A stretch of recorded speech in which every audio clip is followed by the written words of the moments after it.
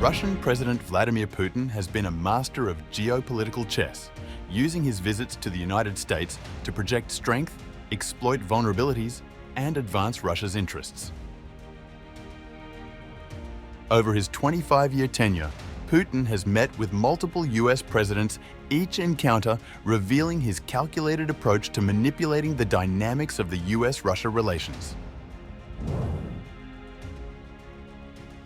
Clinton, exploiting the post-Cold War optimism.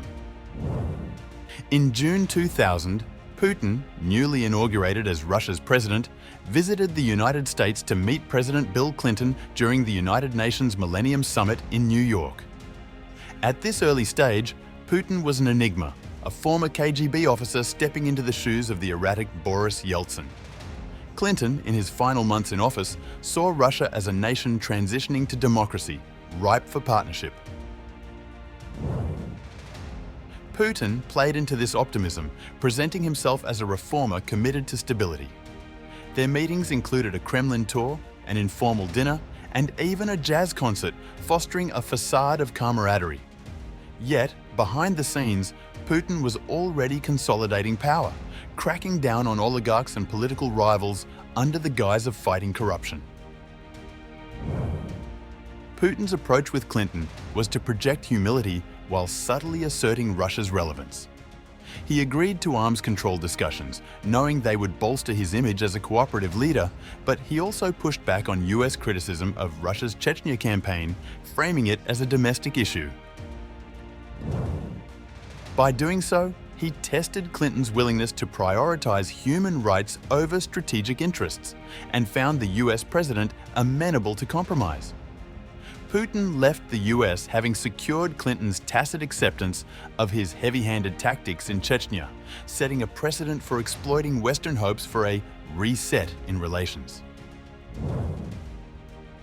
Bush, turning friendship into leverage. Putin's visits to the US during George W. Bush's presidency, most notably in 2001, 2003, 2004, 2005, and 2007, were a masterclass in turning personal rapport into strategic advantage. After the 9/11 attacks, Putin was the first world leader to call Bush, offering condolences and support, including access to Central Asian allies for US military operations in Afghanistan.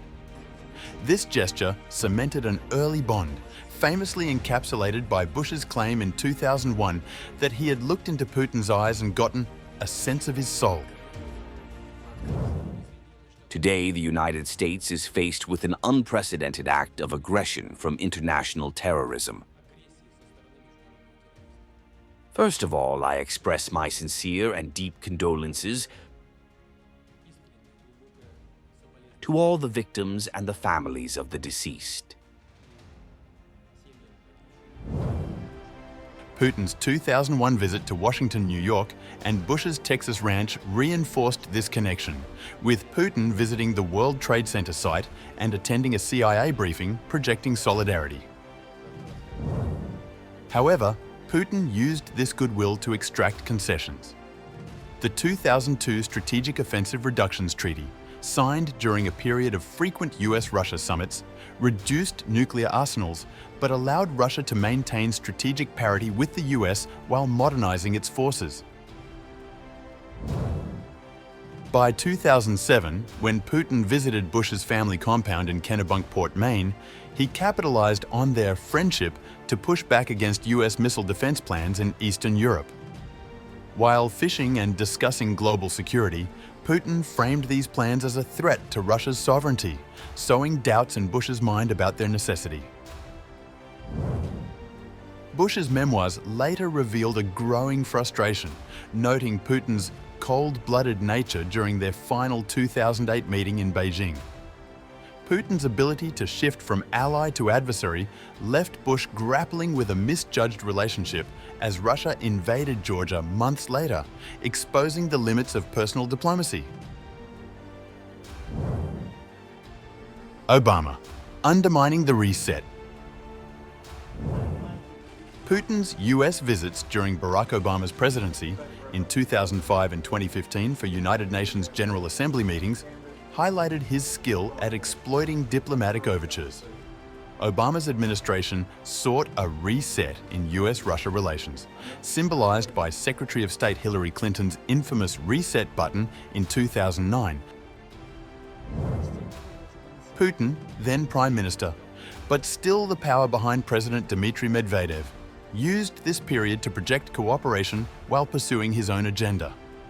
His 2005 visit to New York, where he met Bush but also engaged with US officials, coincided with Russia's post-Hurricane Katrina aid offer, a move that painted Putin as a magnanimous partner. By 2015, however, Putin was back as president and in open confrontation with Obama. Their frosty meeting at the UN focused on Ukraine and Syria, where Russia's annexation of Crimea and support for Bashar Assad clashed with US policy. Putin used the global stage to criticize US interventionism, positioning Russia as a counterweight to American exceptionalism. He viewed Obama with condescension, reportedly seeing him as weak and overly reliant on advisors like Clinton and Victoria Nuland. By granting asylum to Edward Snowden in 2013, Putin provoked Obama into cancelling a planned Moscow visit, further humiliating the US president.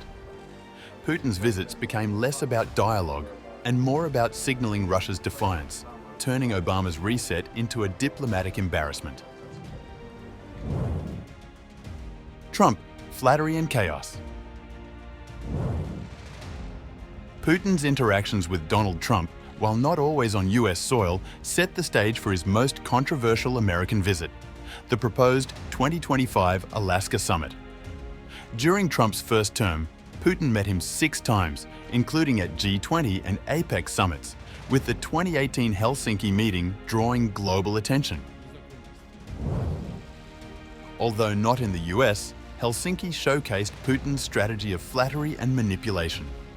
Trump, eager to defy establishment norms, appeared receptive to Putin's denials of 2016 election interference, famously siding with him over US intelligence agencies.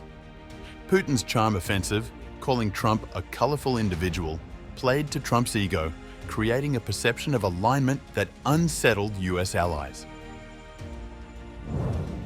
The anticipated 2025 Alaska summit, if it occurs, would be Putin's 8th US visit and a continuation of this tactic. By choosing Alaska, a territory Russia sold to the US in 1867, Putin signals historical grievances while appealing to Trump's desire for bold, headline-grabbing diplomacy. His ability to frame himself as a partner while pursuing Russia's interests, such as delaying US aid to Ukraine, demonstrates his knack for exploiting Trump's unconventional approach. Biden, outmaneuvered from afar. Putin's only US visit during Joe Biden's presidency was hypothetical, as their sole in-person meeting occurred in Geneva in 2021. However, Putin's influence on US soil persisted through his reputation and past visits. Biden, entering office with a hardline stance, called Putin a killer, setting a confrontational tone. Putin, unfazed, responded with quips like, "It takes one to know one," using historical US actions to deflect criticism. The lack of US visits during Biden's term reflects the complete breakdown in relations post-Ukraine invasion in 2022. But Putin's earlier trips laid the groundwork for his current strategy, portraying the US as hypocritical while rallying domestic support. His 2015 UN visit, where he clashed with Obama over Syria, foreshadowed his ability to outlast US presidents through patience and provocation. The art of the long game. Putin's US visits reveal a consistent playbook: study the opponent, exploit their weaknesses, and project strength. With Clinton, he leveraged post-Cold War optimism. With Bush, he turned friendship into strategic concessions. With Obama, he undermined diplomatic resets. With Trump, he used flattery to sow chaos. And with Biden, he maintained influence through defiance. Each visit was a carefully staged performance, blending charm, provocation, and calculated concessions to keep Russia in the global game. This pattern suggests Putin views US presidents as temporary players in a long-term strategy. His psychological profiling, exploiting Bush's trust, Obama's idealism, Trump's ego, and Biden's confrontational stance, has allowed him to outmaneuver them on their own turf. Putin has been manipulating US leaders since the 1990s, using everything from religion to flattery to bend them to his will. Whether through fishing trips in Maine or UN speeches in New York, Putin has turned American soil into a stage for Russia's resurgence, leaving US presidents struggling to counter his moves.